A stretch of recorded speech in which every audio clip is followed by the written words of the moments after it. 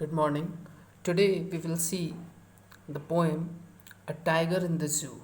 In this poem, the poet describes about the condition of a tiger in the zoo. So let's start the poem. This poem contrasts a tiger in the zoo with the tiger in its natural habitat. The poem moves from the zoo to the jungle and back again to the zoo. Read the poem silently once, okay, and say which stanzas speak about the tiger in the zoo and which ones speak about the tiger in the jungle. Clear it now? Okay, so let's start the stanzas. He stalks in his vivid stripes, the few steps of his gaze on pads of velvet quiet in his quiet race.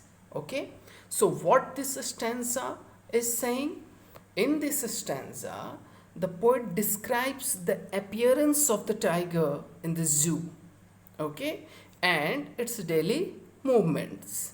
He says that the tiger moves up and down of his cage. What the poet says, that the tiger moves up and down of his case. Okay, the stripes of its body can be distinguished, even seen from far, as they are darker in color than the rest of its coat. The tiger walks quietly without making a sound because of his smooth velvet pads. Why it is happened? Because of his smooth velvet pads. Now, the tiger is able to walk only few steps. What the poet is saying? The tiger is able to walk only few steps because of the length of its case. Okay? As we all know that the length of the case is very small. Okay? It covers that distance in a few mere steps. Here mere steps word came. It means what? Mere means a small distance. Okay? A few mere steps only. The tiger is full of anger, but it is suppressed because he knows that he is helpless here. Okay? What the tiger is thinking? He is thinking that he is helpless here. Okay? So this is stanza 1. I hope it will be understood by you. Now, let's start the second stanza.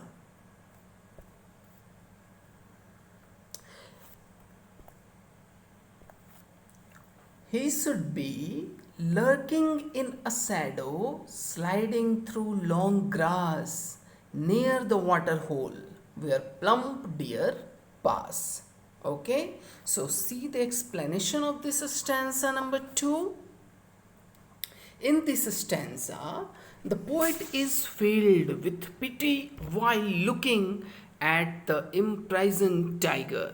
Okay, the tiger who is inside the cage, the poet is looking to him. The poet imagines another life for the tiger other than the zoo. Okay, so this stanza is about the tiger in the jungle.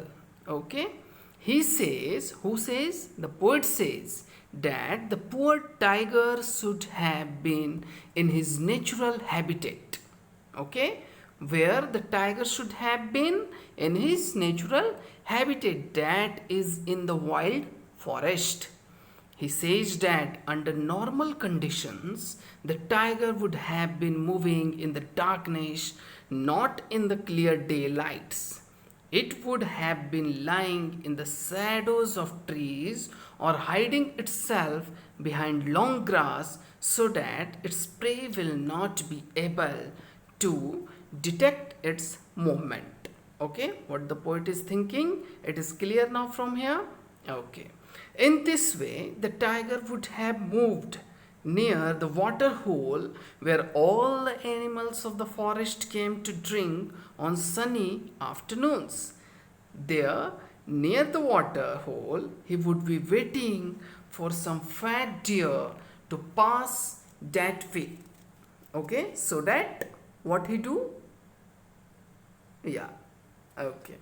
Thus, he would be lying there in expectation of a heavy feast. Clear it now? Okay. Let's start the third stanza. Here, in third stanza, he should be snarling around houses at the jungle's edge, bearing his white fangs, his claws, terrorizing the village. What he is doing? He is terrorizing the village. Okay, so this one is the stanza number 3. Now, see the explanation. In this stanza, the poet says that even though he would prefer the tiger to live in the wild, it means jungle, it is not as if it would lose all touch with human civilization. It's not a guarantee. Okay, he imagines what the poet is imagining. The poet is trying to think about what the tiger will do in case he failed to find any prey in his natural habitat. In that condition, what the tiger will do? He says that the tiger would be growling at the edge of jungle near some village.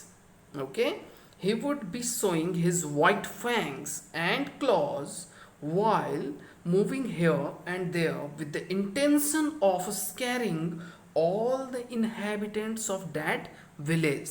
What the intention of the tiger? To scaring the villagers. Okay, he would thus become a cause of terror for the villagers. Clear it now? Now the poetess here the poet is a lady one. Okay, the poetess here gives a hint that if we destroy the natural habitat of tigers, now see the imagination. Okay, if we destroy the natural habitat of tigers, then what will happen? They will be forced to turn to our towns and villages to find their food. Okay, as you all know that food is necessary for us, our living world. Okay, now let's go in fourth stanza. Now in fourth stanzas, but he is locked in a concrete cell. Okay, the cell is made up of concrete. His strength behind bars. Okay, the strength of the tiger is behind bars. Bars means, you know, the rod. Stalking the length of his cage, ignoring visitors. What the tiger is doing?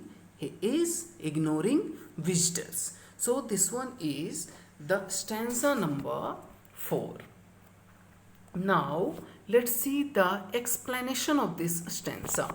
The tough words of all the stanzas I will explain at the end of this poem.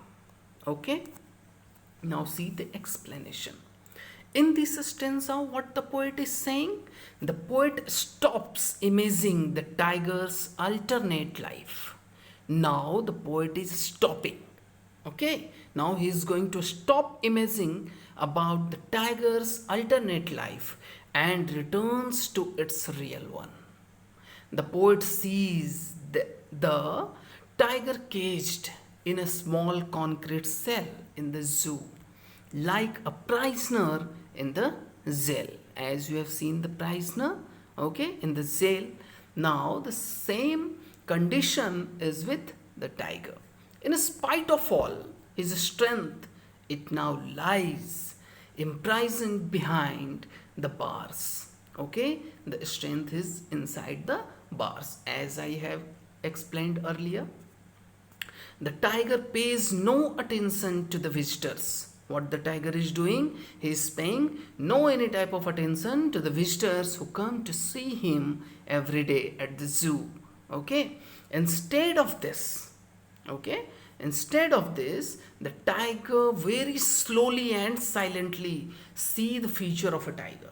Okay, actually he is so angry, okay, from inner side, but what he is showing, the tiger is very slowly and silently moves up and down along the length of the cage without any disturbance in the form of human intervention. See the quality of the tiger, dear students. Okay, now let's start the fifth one, that is the last stanza of this poem. He hears the last voice at night. What the tiger is doing? He is hearing the of last voice at night, the patrolling cars. Okay, and stares with his brilliant eyes at the brilliant stars. You see here it is a brilliant, you see here it is a brilliant. Okay, so the brilliant is adjective here. Okay, to qualifies the quality of this line and the eyes and the stars. Okay, so this one is the adjective. Okay, now see the explanation of stanza number 5. Okay, now let's start the explanation. In this stanza, the poet describes about the daily routine of the tiger. In the last stanza, what the poet is doing? He is doing to explain the daily routine of the tiger. The tiger does not rest during the day. What the tiger is doing? The tiger does not rest during the day because of the visitors. Okay, even at night it stays awake till the very last voice of the zookeeper locking up and going home can be heard. Okay, now after that it does not go to sleep. Why? After that he must be to go to sleep, but why he is not sleeping all night? Okay, it remains disturbed. Why he is disturbed? Due to the noise of the patrolling cars. Okay, dear students, see the condition of the tiger. We can see the strength of the tiger, but we can't imagine the sadness of the tiger inside the bars. Okay, so why he is disturbed? He is disturbed due to the noise of the patrolling cars. He keeps staring at the brilliant stars. What he is doing? He is continuously looking the brilliant stars with his brilliant eyes. Perhaps, what does it mean? Perhaps he is asking heaven, okay, why he has been imprisoned there. What his mistakes? Due to this he is paying there inside the case. So this line is very important, my dear students. He is asking heaven. He is asking heaven. What he is asking? Why he has been imprisoned there. Okay, so this one is the explanation of the full explanation of this poem, and it is written by Leslie Norris. Okay, she is a lady one, and this poem is explained very brilliantly by her. Okay, thank you very much. Now let's see the tough words of this poem. Okay, now see the word meanings of the tough words of this poem. Stalks. Stalks means what? The main stem of a herbaceous plant. Okay, it is a type of grass, you can say. Vivid. Vivid means what? Producing powerful feeling or strong, clear images in the mind. Okay, lurking is a word there that means be or remain hidden. Okay, so as to wait in ambush for someone or something. Okay, now plump. What does it mean? Having a full rounded shape. Okay, it is a rounded shape. A snarling. Snarling means what? Of an animal such as a dog. Okay, make an aggressive growl with bared teeth. Now, bearing. Bearing means what? Uncover. Okay, uncover a part of the body or other things that expose it to view. Now, next one is claws. Claws, as you know, a curved pointed horny nail on each digit of the foot in birds, lizards and some mammals. You have seen already these claws. Terrorizing. Terrorizing means afraid. Okay, create and maintain a state of extreme fear and distress to someone filled with terror. Okay, concrete, you know it very well. Concrete means what? Existing in a material or physical form, not abstract. Okay, concrete you have seen. Okay, it's a simple one. Now patrolling, it is also a familiar word to you. Keep watch over an area, okay, by regularly walking or traveling around it. You have very familiar with this word, the police car patrolling. Okay, so patrolling means this. So I hope, dear students, that you understand all the poem very clearly.